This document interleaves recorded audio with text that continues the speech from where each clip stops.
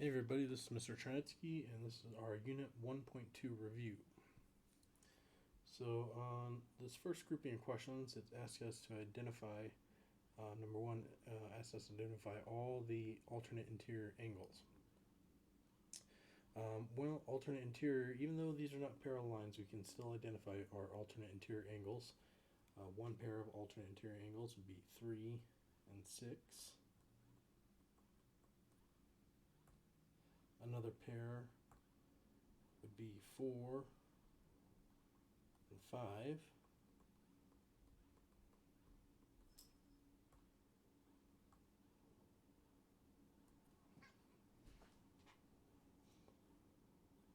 Erase these.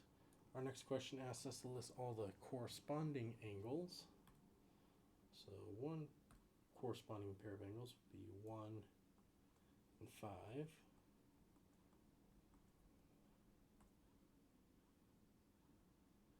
Another pair of corresponding angles would be 2 and 6.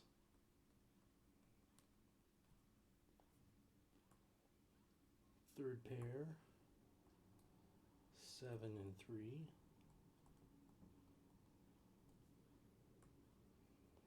And the last pair would be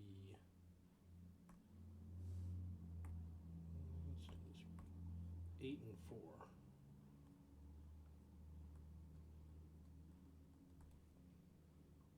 Okay. And notice how corresponding angles, they kind of match where their position is in the group of fours. 1 and 5 match because they're both the top left. 8 and 4 match because they're both the bottom right grouping. So that's how we identify corresponding angles. Vertical angles. Vertical angles are right across from each other. So one pair of vertical angles would be 1 and 4. Another pair.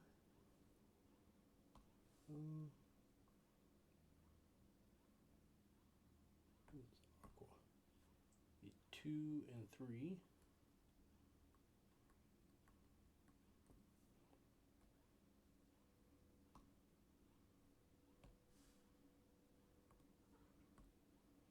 Five and 8 would be another pair of vertical angles.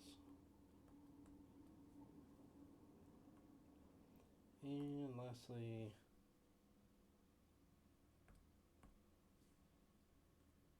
6 and 7. Okay, so those are our vertical angles.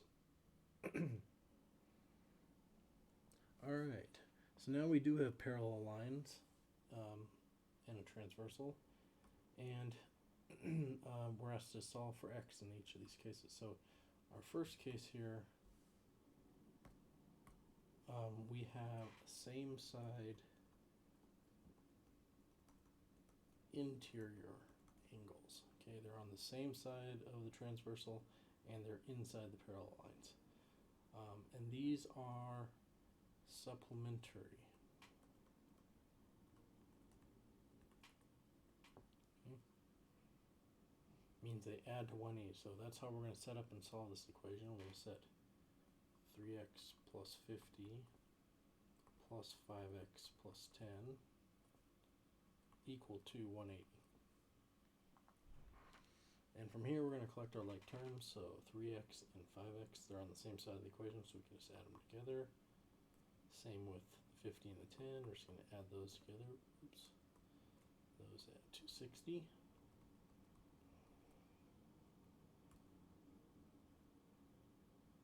Subtract 60 from both sides. You get 8x equal to 120. And divide by 8 on both sides.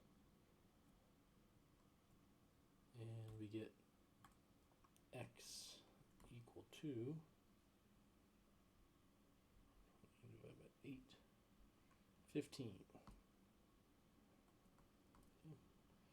Okay. Now I can plug that in to both of these just to double check. So 3 times 5 is, 3 times 15 is 45, plus 50, that gives us 95 for this angle here. 5 times 15 would be 75, plus 10 would give us 85 for this bottom angle, and 95 plus 85 equal 180, so we know it works out.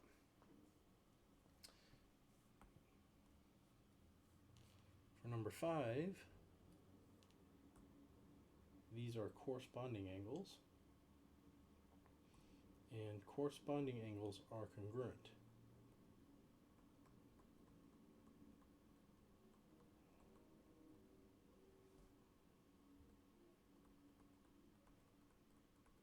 Okay. So corresponding alternate interior and alternate exterior are congruent. Same side interior are supplementary. So when they're congruent, we set the expressions equal to each other.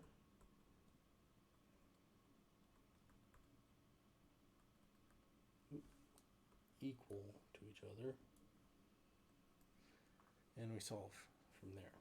So now we don't have any common terms on the same side of the equation, so we actually have to subtract things over. So I'm going to subtract 3x from both sides. So now I've got 50 equal to 2x plus 10. Subtract 10. Now I've got 40 equal to 2x. Divided by 2. And we get x equal to 20.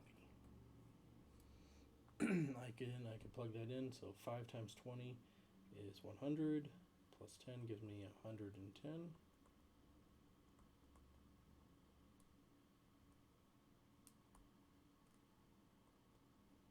110 degrees. 3 times 20 is 60, plus 50 is also 110. Does not state.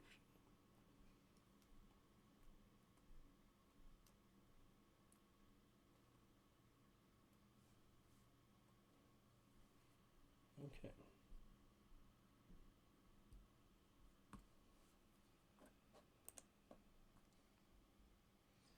Moving on. So in this problem, number 6, we're given that angle 1 is 34 degrees. And in this setup, we know that essentially everything is going to be one of two angles. So it's either going to be 34 degrees or it's going to be 180 minus 34 because, for example, 1 and 2 make a linear pair. So if I do 180 minus 34, I get 146. So it's going to be all these are going to be one of those two numbers. So essentially, all the obtuse angles are going to be 146. And all the acute angles are going to be 34 degrees. So you know that 6 is going to be 146. Just because it is that obtuse angle, it's also corresponding. We have vertical angles over here. We have vertical over here. So those are all 146. 3 over here is going to be 34 degrees. 7 is going to be 34 degrees. 5 is going to be 34 degrees.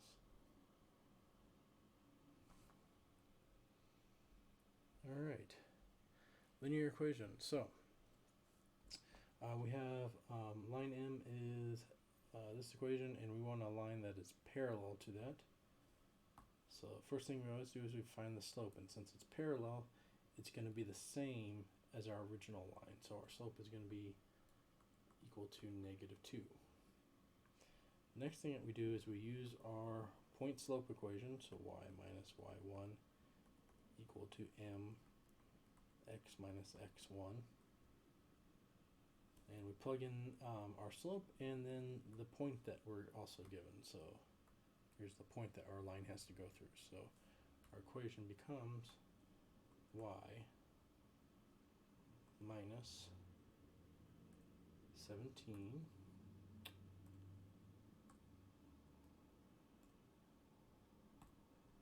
17 equal to -2, there's our slope, x minus -8. Now whenever we subtract a negative, that's really the same as adding a positive, so we're going to switch that to a plus. And now we just got to do a little bit of algebra to get our equation. So we're going to multiply that -2, we're going to distribute that. So now we've got y minus 17 equal to -2x minus 16. I would add 17 to both sides.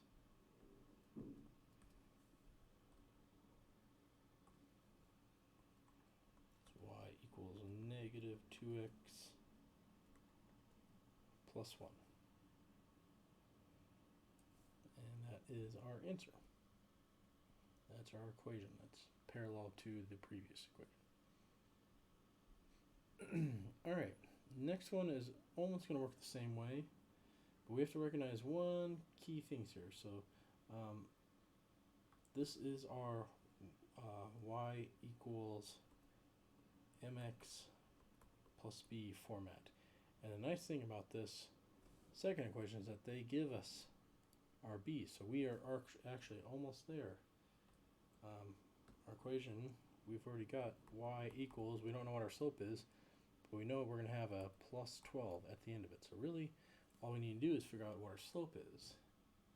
And since it's perpendicular, we look at our original slope, and we take the opposite reciprocals. That means we flip it upside down, and we switch the sign. So it was positive, now it's negative, which gives us the rest of the equation. So essentially, our slope is going to be -8/5 x plus 12. That is our final equation. So we don't have to use the point slope form and all of that. So we're good on with all of that. All right, number 9, we learned that if we have a perpendicular bisector, we essentially create this isosceles triangle here. These two sides have to be the same distance. And so we simply set up our equation. 18x plus 7 equal to 10x plus 63. I'm going to subtract 10x from both sides. So now I got 8x plus 7 equal to 63.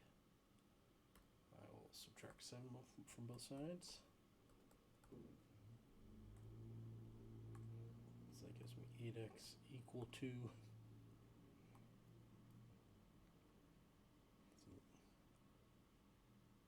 56 divided by 8. Oops.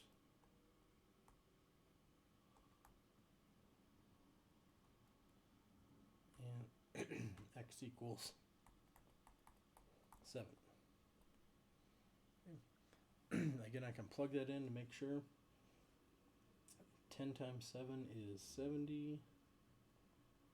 70 plus 63 gives me 133. Do the same thing over here. 18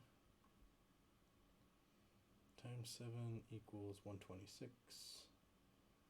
Plus 7 equals 133. So both sides are 133. We know we got it correct.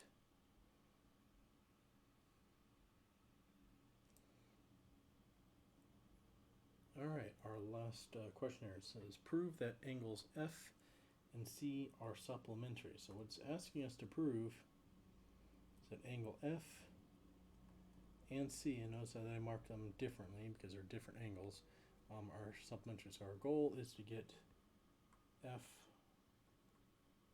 so we're Our goal is to get f plus c equal to 180. Okay?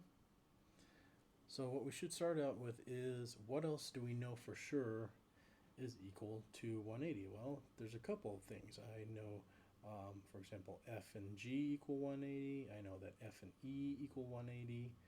There's a lot of places I can start. So I'm going to go start with my first option, which was f and g equal 180. So we'll start here. We know that these two add up to 180. So my first statement will be f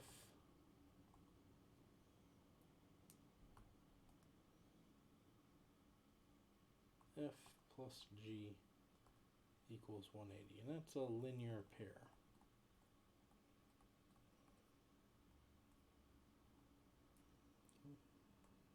Just separate my statements and reasons here.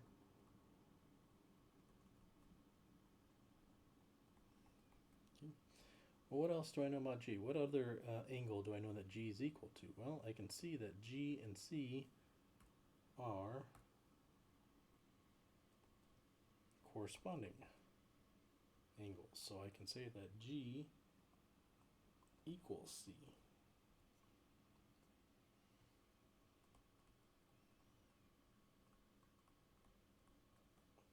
Okay. Well, if g equals c, I can substitute that in to my first equation. And what I would have is f, instead of f plus g, I'd have f plus c equals 180, which is exactly what I'm looking for. So I just did a substitution there.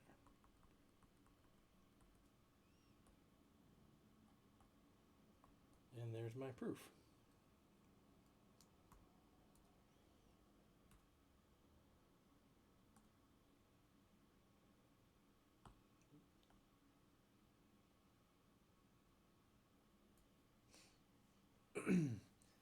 And that's the end of this video. So good luck on your test. It should be very similar to this study guide. So